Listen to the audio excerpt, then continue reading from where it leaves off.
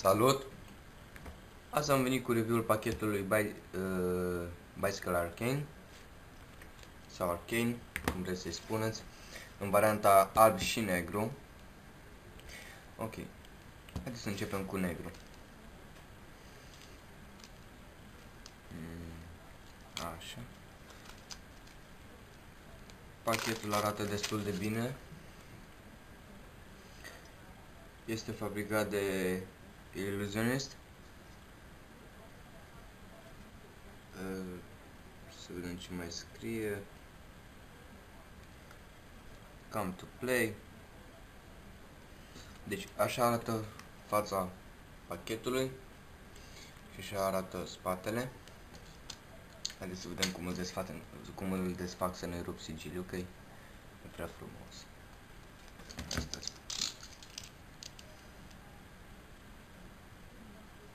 Sau las.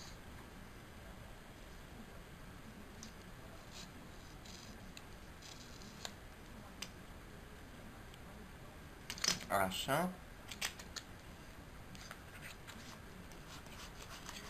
Cărțile arată foarte bine. Imediat termin cu sigiliul.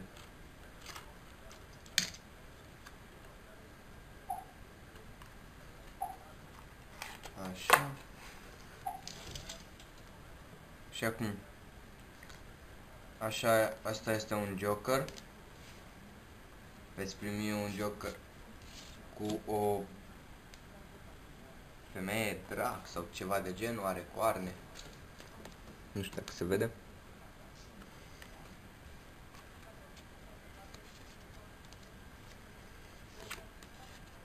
Încă un Joker. Și o carte dublă cu spatele. În acest pachet mai găsim și o carte publicitară cu spatele pachetului de la Illusionist. Și atât. Pachetul alunecă destul de bine. Mai bine decât mă așteptam, sincer.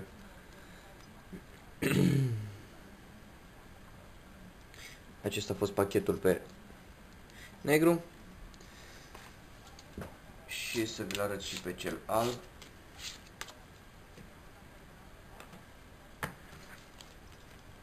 Așa.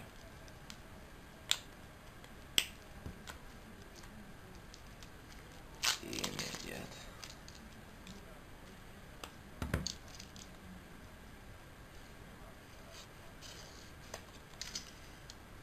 Așa.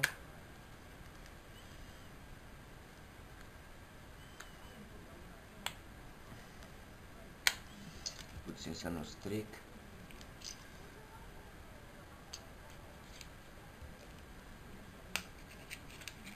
Era puțin lipit sigiliul pe aici și nu mi-am dat seama, n-am văzut. În fine.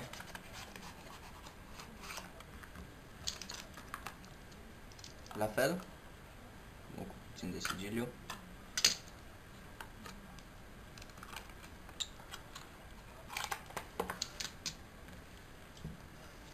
Ok, deci așa arată Jokerii la Arcane alb. La fel ca la Arcane negru, doar că... Stați să vă arăt.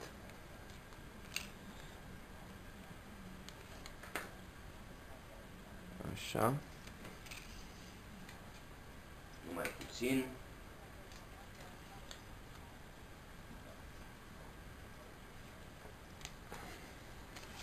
Al doilea Joker.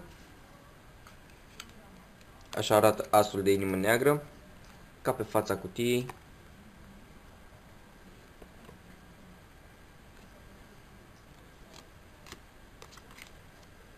Așa. Iarăși o carte dublă. Perfectă pentru trucuri. Și o carte publicitară cu spatele pachetului de la Illusionist. Acestea au fost pachetele Arcane alb și negru. Dacă v-a plăcut, dați un like și nu uitați să vă abonați. Ciao.